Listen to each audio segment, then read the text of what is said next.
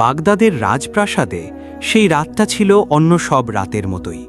মোমবাতির আলো দেওয়ালে দুলছিল, পাহারাদাররা নিজেদের জায়গায় দাঁড়িয়েছিল, আর বাইরে ফোরাত নদীর ঢেউ আপন মনে বয়ে চলেছিল।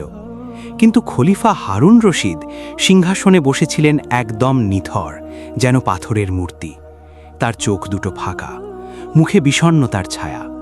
চারপাশে অঢেল সম্পদ, শত শত সেবক, বিশাল সাম্রাজ্য, তবু মনের ভেতরে এক অদ্ভুত শূন্যতা। কি যে হয়েছিল তার সেদিন, তা তিনি নিজেও বলতে পারতেন না। শুধু মনে হচ্ছিল কিছু একটা নেই, কোথাও একটা বড় ফাঁক। বহুক্ষণ চেষ্টা করেও যখন নিজের অবস্থা বদলাতে পারলেন না, তখন তিনি ডাকলেন তার বিশ্বস্ত উজির জাফরকে। জাফর হাজির হলো সঙ্গে সঙ্গে। খলিফা তার বিষণ্ণতার কথা খুলে বললেন। জাফর একটু ভেবে বলল, হুজুর, আমার মনে হয় একটাই সমাধান। আমরা যদি এমন কোনো জায়গায় যেতে পারি যেখানে সাধারণ মানুষ বাস করে, যাদের জীবন সরল, যারা ছোট ছোট কারণে খুশি থাকে, তাহলে হয়তো আপনার মনটাও হালকা হয়ে যাবে। খলিফার মুখে হালকা হাসি ফুটল। পরামর্শটা তার মনে ধরল।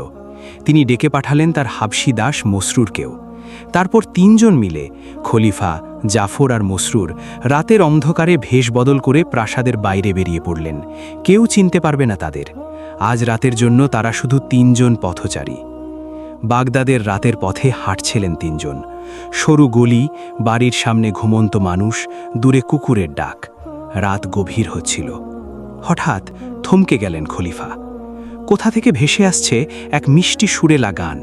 কণ্ঠস্বরটা এতটাই প্রাণবন্ত, এতটাই আনন্দময় যে মনে হচ্ছিল যেন গানের প্রতিটি শব্দ থেকে আলো ঝরছে। কাঁদতে কাঁদতে এভাবে মরে যেও না, খাও দাও আর মজা করো, দুঃখকে কাছে আসতে দিও না, খুশিতে মন ভরাও। তিনজনই সেদিকে এগিয়ে গেলেন। একটু দূরে একটা ছোট্ট টিলার উপর একটা সাধারণ বাড়ি, জানালা খোলা। ভেতরে এক লোক কাঁচের টুকরো হাতে নিয়ে বাজাচ্ছে আর গাইছে, মাঝে মাঝে লাফিয়ে উঠছে আনন্দে। খলিফা দেখে মনে মনে বললেন, নিশ্চয়ই আমার দুঃখের ওষুধ এখানেই আছে। মসরুর দরজা কড়া নাড়ল। জানালা থেকে মাথা বের করে একটা রুক্ষ গলা জিজ্ঞেস করল, কে বাধা দিচ্ছে আমার গানে? কি চাও? খলিফা হাসি চেপে বললেন, আমরা পথচারী, রাস্তা হারিয়ে ফেলেছি, একটু আশ্রয় পাবো কি? কিছুক্ষণ পর দরজা খুলল। সামনে দাঁড়ানো লোকটি তীক্ষ্ণ চোখে তিনজনকে দেখল, তারপর বলল, ঠিক আছে, আসো, তবে শর্ত আছে। আমার খাবার চাইবে না, আমার পানীয় চাইবে না, আর আমার ব্যাপারে কাউকে কিছু বলবে না, এমনকি আমাকেও বেশি প্রশ্ন করবে না। তারপর সে জাফর আর মসরুরকে বেশ কড়া কথা শোনালো, তাদের নিয়ে খানিকটা ঠাট্টাও করল, কিন্তু তারা কিছু বলল না। লোকটার নাম কাসিম, পেশায় লোহার কারিগর। ঘরের একপাশে দস্তরখানে সাজানো ছিল ভুনা মাংস, নানা রকম ফল আর পানীয়ের বোতল। কাসিম একা একাই সব সাজিয়েছে। রাত শেষ হলে খলিফা কৌতূহলী হয়ে জিজ্ঞেস করলেন, আপনি কে? এত ভালো খাবার, এত ভালো পানীয়, কোথা থেকে আসে এসব? কাসিম প্রথমে একটু কড়া মুখে তাকালো, তারপর নরম হলো, বলল, আমি লোহার কারিগর, বাগদাদে প্রায় ২০ বছর ধরে কাজ করছি। প্রতিদিন ৫ থেকে ৭ দিরহাম রোজগার হয়।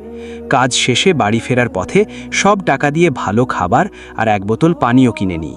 সে একটু থেমে বলল, বাড়ি পৌঁছে আগে বিশ্রাম নেই, তারপর গোসল করি, তারপর খাই, তারপর গান গাই, তারপর ঘুমাই, আর সকাল হলে আবার কাজে যাই। কিন্তু পরের দিনের কথা? কাসিম বলল, পরের দিনের চিন্তা পরের দিন, আমি আজকের কথা ভাবি। আজ যা কামিয়েছি তা দিয়ে আজকের রাতটা সুন্দর করি, এটুকুই। খলিফা তখন একটু পরীক্ষা করতে চাইলেন, যদি কাল লোহার কাজ না পাও? কাসিম রেগে উঠল, তুমি কি আমার দুর্ভাগ্য চাইছো? তুমি বিদেশি মানুষ, তোমার এসব বলা মানায় না। তিনজন সেখানে রাত কাটালো। ভোর হওয়ার আগেই প্রাসাদে ফিরলেন খলিফা, মনে একটাই চিন্তা নিয়ে, কাসিম কি সত্যিই এত অদম্য? খলিফা পরদিনই ঘোষণা করিয়ে দিলেন, ৩ দিনের জন্য বাগদাদের সব লোহার দোকান বন্ধ। যে মানবে না তার পরিণতি ভালো হবে না। কাসিম শহরে এসে খবর শুনল। মনে পড়ল রাতের সেই পথচারীর কথা, যে জিজ্ঞেস করেছিল, কাজ না পেলে কি করবে? বুকটা একটু কেঁপে উঠল। কিন্তু কাসিম দমে যাওয়ার পাত্র নয়। সে রাস্তায় হাঁটতে হাঁটতে দেখা পেল তার পুরনো বন্ধু খালিদের। খালিদ একটা হাম্মামখানায় কাজ করে। সে বলল, চিন্তা করিস না, ৩ দিন আমার সাথে এখানে কাজ কর। কাসিম রাজি হয়ে গেল। সারাদিন পরিশ্রম করে সন্ধে ৫ দিরহাম পেল। সে মনে মনে বলল, হাম্মামে কাজ করা তো মন্দ না, লোহার চেয়ে সহজও বটে। সেদিন রাতেও কাসিম সব কিনে বাড়ি ফিরল। গান গাইল। রাতের বেলা আবার সেই 3 পথচারী দরজায়। কাসিম দরজা খুলে দেখল তাদের। মুখ রাগে লাল হলো, কিন্তু ভেতরে ঢুকতে দিল। সব শুনে খলিফা বললেন, তাহলে যদি হাম্মামও বন্ধ করে দেওয়া হয়? কাসিম চেঁচিয়ে উঠল, তোমরা 3 জন এখনই বের হও এই বাড়ি থেকে। এত কষ্টে তাকে শান্ত করা গেল। রাতটা সেখানেই কাটল। পরদিন খলিফা সত্যি হামামখানা বন্ধের আদেশ দিলেন। কাসিম শহরে এসেই খবর শুনল। মনে পড়ল রাতের কথা। ওই যাত্রীরা কি তার ঘরে থেকে শুনে কোনো কায়দা করছে? কিন্তু প্রমাণ নেই। এখন কাজ নেই, হামামও বন্ধ। 5 দিরহাম পাবে কোথা থেকে? সে ঘরে ফিরতে ফিরতে দেখল বিছানার কোণে একটা সুন্দর সাদা কাপড়ের টুকরো পড়ে আছে। সে কাপড়টা নিল, মাদ্রাসার কাছের হামামে গিয়ে গোসল করল, কাপড়টাও ধুয়ে নিল। তারপর সেটা মাথায় বেঁধে বাজারের দিকে রওনা দিল। কাকতালীয় ব্যাপার হলো, কাজীর আদালতের উকিলরাও ঠিক এমন সাদা কাপড় মাথায় বাঁধে। পথে হঠাৎ এক মহিলা এসে বলল, ভাই সাহেব, আপনি তো আদালতের উকিল, তাই না? আমার একটু সাহায্য করবেন? কাসিম পরিস্থিতি বুঝল। সে মনে মনে হাসল, এই সুযোগ ছাড়ব না। উকিলের ভঙ্গিতে বলল, বলুন কি সমস্যা? মহিলা জানালো, তার স্বামী বিয়ের সময় প্রতিদিন 5 দিরহাম দেওয়ার প্রতিশ্রুতি দিয়েছিল, কিন্তু দেয় মাত্র 1 দিরহাম। সংসার চলছে না। কাসিম গম্ভীর হয়ে বলল, আমি এক্ষুনি তোমার স্বামীকে ধরে নিয়ে আসব। সে প্রতিশ্রুতি রাখতে বাধ্য হবে। মহিলা খুশি হয়ে 2 দিরহাম দিল। কাসিম স্বামীর দোকান খুঁজে বের করল, গিয়ে লোকটাকে কাঁধে তুলে গলির দিকে হাঁটতে লাগল। লোকটা আঁতকে উঠে বলল, কে তুমি? আমাকে কোথায় নিয়ে যাচ্ছ? কাসিম ভারী গলায় বলল, নায়েব কাজীর আদালতে। তুমি কেন প্রতিদিন 5 দিরহাম দিচ্ছ না বউকে? লোকটা কাঁদতে কাঁদতে বলল, মাফ করুন হুজুর, আজ থেকে প্রতিদিন 5 দিরহাম দেব, আর কোনো ঝগড়া করব না। কাসিম তাকে নামিয়ে বলল, তাহলে আমার ক্ষতিপূরণ? লোকটা 3 দিরহাম বের করে দিল। 5 দিরহাম পূর্ণ হয়ে গেল। কাসিম হাসতে হাসতে বাজার করতে গেল। বাড়ি ফিরে মনে মনে বলল, দেখি খলিফা কি আদালত বন্ধ করতে পারে। সেটা তার পক্ষে সম্ভব না। সেই রাতেও 3 পথচারী এলো। কাসিম এবার গর্ব করে বলল তার উকিলের গল্প। তারপর বলল, এখন দেখো খলিফা কিভাবে আদালত বন্ধ করবে। পরদিন খলিফা কাজীকে ডেকে বললেন, যত উকিল আছে তাদের প্রত্যেকের কাগজপত্র যাচাই করতে হবে। যে ভুয়া তাকে বের করে দাও। সেদিন মাদ্রাসায় সব উকিলকে জমায়েত করা হলো। সৈন্যরা ঘেরাও করল। এক একজনের কাগজ দেখা হতে লাগল। কাসিমও সেখানে গিয়েছিল। কাগজ চাইতেই তার রক্ত ঠান্ডা হয়ে গেল। কাজী তাকে চিনতে পারল, গালমন্দ করল, সৈন্যদের দিয়ে মারল আর বের করে দিল। কাসিম ব্যথায় মাথা নিচু করে বাড়ি ফিরল। এবার সে সত্যি ভয় পেল। মনে হলো ওই যাত্রী মানুষটা কোনো না কোনোভাবে সব জানতে পারছে, আর প্রতিদিন তার উপর বিপদ নামছে। সে ঠিক করল বাগদাদ ছেড়ে চলে যাবে। কিন্তু ঘর গোছাতে গিয়ে দেখল তলোয়ারের খাঁপ আছে, তলোয়ার নেই। একটা কাঠের টুকরো হাতে নিয়ে সে এত সুন্দর করে তলোয়ারের আকার দিল যে দেখলে আসল মনে হয়। সেটা খাঁপে ঢুকিয়ে কোমরে বাঁধল। মাথায় পাগড়ি, হাতে তেল চকচকে মোটা লাঠি। কাসিমকে হঠাৎ দেখলে যে কেউ ভাববে এ কোনো বড় অফিসার। সে বাগদাদের পথে হাঁটছিল। এমন সময় একটা চত্বরে দেখল 2 লোক হাতাহাতি মারামারি করছে। রক্তারক্তি অবস্থা, কিন্তু কেউ থামাতে সাহস করছে না। কাসিম এগিয়ে গেল। লাঠি উঁচু করতেই 2 জন থামল। চারদিক থেকে মানুষ হাততালি দিল। একজন বলল, শুক্রিয়া দারোগা সাহেব, এই 5 দিরহাম পুরস্কার নিন। কাসিম মনে মনে হাসল। 2 গুন্ডাকে ধরে সত্যিকারের দারোগার কাছে দিয়ে দিল। দারোগারা ভাবল এ নিশ্চয়ই খলিফার বিশেষ কেউ। সেদিন রাতেও 5 দিরহাম পূর্ণ হল। পরদিন সকালে খলিফা হারুন রশিদ পাঠালেন, 4 জন দারোগাকে ডাকো। তাদের মধ্যে যে নতুন দারোগাটা আছে তাকেও পাঠাও। কাসিম খবর পেয়ে ঘাবড়ে গেল। এ কি সুযোগ নাকি ফাঁদ? সে ভাবতে ভাবতে চলল। দরবারে পৌঁছে দেখল খলিফা মুখে রুমাল জড়িয়ে বসে আছেন।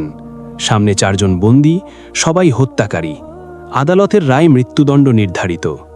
খলিফা বললেন, তোমরা 4 জন দারোগা এই 4 জনের মাথা কাটবে। যে সবচেয়ে দক্ষতার সাথে কাটবে সে পুরস্কার পাবে আর পদোন্নতি পাবে। যে পারবে না তার নিজের গলা যাবে। প্রথম 3 দারোগা একবারে 3 জনের মাথা নামিয়ে দিল। সৈন্যরা লাশ নিয়ে গেল। এখন সামনে 1 জন বন্দী আর কাসিমের হাতে কাঠের তলোয়ার। খলিফা, মাসরুর আর জাফর ভেতরে ভেতরে হাসছিলেন। কাসিম বুঝতে পারছিল এ যাত্রায় তার শেষ হয়ে যেতে পারে, কিন্তু কাসিম মাথা নত করল না। সে ধীরে ধীরে এগিয়ে গেল বন্দির দিকে। তারপর আদব করে হাঁটু গেড়ে বসে বলল, হুজুর, আমার দাদা পরদাদার একটি জাদুর তলোয়ার আছে, বাবা থেকে পেয়েছি। এই তলোয়ারের বিশেষত্ব হল, যদি কেউ সত্যি অপরাধী হয় তলোয়ার তার মাথা উড়িয়ে দেয়, আর যদি নির্দোষ হয় তলোয়ার নিজেই কাঠে পরিণত হয়ে যায়। খলিফা অবাক হয়ে বললেন, তাই নাকি? তাহলে দেখাও। কাসিম উঠে দাঁড়ালো, বন্দির কাছে গেল, তারপর খাপ থেকে কাঠের তলোয়ার বের করে বন্দির গলায় ঠেকালো। তারপর জোরে চেঁচিয়ে বলল, হুজুর, এই লোক নির্দোষ, দেখুন আমার তলোয়ার কাঠ হয়ে গেছে। এবার খলিফা হারুন রশিদ, মাসরুর আর জাফর তিনজন হাসতে হাসতে প্রায় গড়িয়ে পড়লেন। এতক্ষণ যে মুখে রুমাল ছিল সেটা সরে গেল। পুরো দরবারে হাসির ঢেউ উঠল। হাসি থামলে খলিফা উঠে দাঁড়ালেন, গলার স্বর গম্ভীর কিন্তু উষ্ণ। কাসিম, বললেন তিনি, তুমি সত্যিই এক অসাধারণ মানুষ। প্রতিটি বিপদে তুমি থামোনি, প্রতিটি দরজা বন্ধ হলে নিজেই নতুন দরজা বানিয়েছ, মাথা ঠান্ডা রেখেছ, বুদ্ধি খাটিয়েছ, আর সবচেয়ে বড় কথা, কখনো হাসি হারাওনি। তারপর খলিফা তার পরিচয় জানালেন। কাসিম একটু হতবাক হলো, তারপর মাথা নত করে ক্ষমা চাইল রাতে অতিথিকে গালমন্দ করার জন্য। খলিফা হাসলেন, বললেন, সেই গালবন্দই তো আমার মনে আনন্দ এনে দিয়েছিল। তোমার কথায় ক্ষমা নেই কাসিম, বরং পুরস্কার আছে।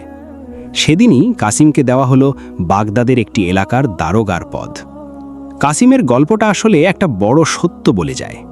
মানুষ প্রায়ই ভাবে সুখের জন্য চাই বিশাল সম্পদ, উঁচু পদ, নাম ডাক, কিন্তু কাসিম ছিল এক সাধারণ লোহার কারিগর। 5 দিরহাম রোজগার, একটু ভালো খাওয়া আর রাতে প্রাণ ভরে গান, এটুকুই ছিল তার জীবন। তবু সে ছিল খুশি। আর যখন বিপদ এলো, যখন লোহার দোকান বন্ধ হলো, হামামও বন্ধ হলো, উকিলের ছদ্মবেশ ধরা পড়ল, প্রতিবারই সে একটাই কাজ করল, থামেনি, ভেঙে পড়েনি, নতুন পথ খুঁজেছে, আর সব সময় গেয়েছে। কারণ কাসিম জানত, আজকের দিনটাই সব, কালের চিন্তায় আজকের আনন্দ নষ্ট করা বোকামি।